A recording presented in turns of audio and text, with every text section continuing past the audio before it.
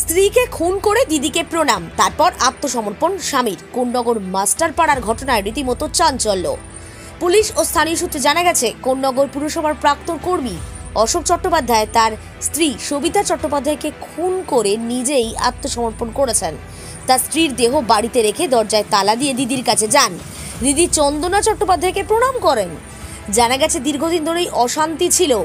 অশোকের দিদি চন্দনা, খুড়তুতো দাদা শহীদ বৌদি লীনা চট্টোপাধ্যায়রা বলছেন, দুজনের মধ্যে চরম অশান্তি হয়, রোজ ঝগড়া হয়।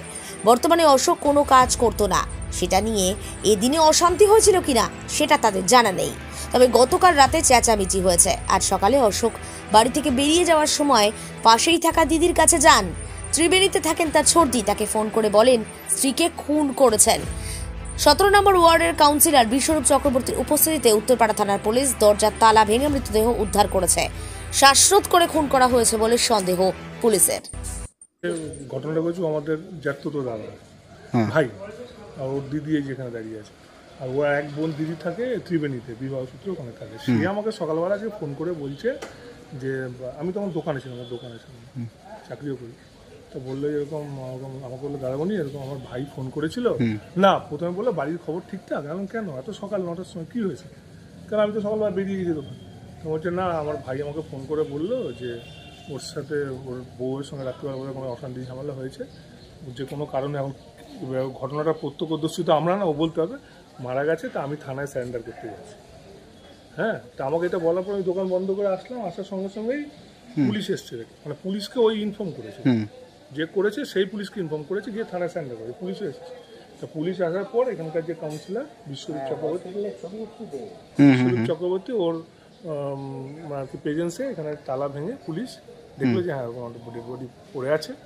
সেই ডেড বডি নিয়ে এখন শ্রীরামপুর উত্তরপাড়া হসপিটালে দেওয়া হয়েছে।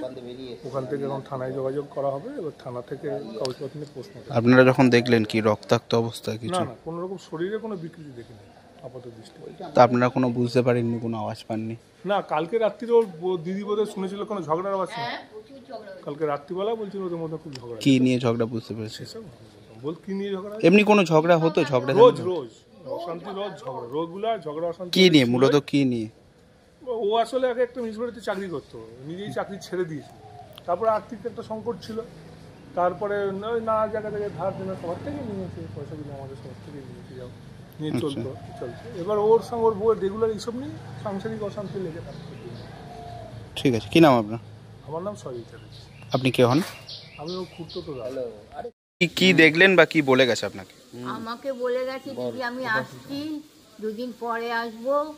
আর আমি চললাম। আমি আবার জিজ্ঞেস করলাম সবিতা কোথায়, বলে আছে যদি 2-5 মিনিটের মধ্যে আসবে। আর আমাকে প্রণাম করে গেল, এইগুলা। হ্যাঁ, আর কিছু বলেনি। কালকে কি কোনো অশান্তি হয়েছিল? হ্যাঁ, প্রচন্ড অশান্তি হয়েছে, আমার ঘর থেকে শুনতে পেয়েছি। কি নিয়ে? তার আমি সেটা বলতে পারবো না ভাই। আপনাকে প্রণাম করে কি বললো? আমি আসছি, আমি 2 দিন পর আসবো। তখন ওনার মানে মুখে কোনো কান্না ভাব, চোখে জল ছিল? আচ্ছা, কেন এরকম ঘটনা, কেন কিছু আন্দাজ করতে পারছেন? না, আমি পারি না, যে হামেশাই ঝগড়া হতো, রোজ। কি নিয়ে জানতেন না? না, আমি জানতে পারি, আমি ওসবে কাজ না। আপনাকে কিছু দিয়ে গেছে যাওয়ার সময়?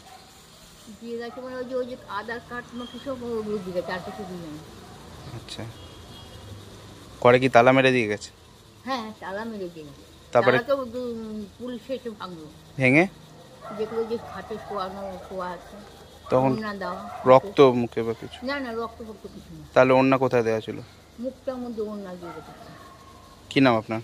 আমার নাম হচ্ছে চন্দনা চ্যাটার্জি। কে হন আপনি? আমি আমার ভাই দিদি, আমি দিদি বড় দিদি।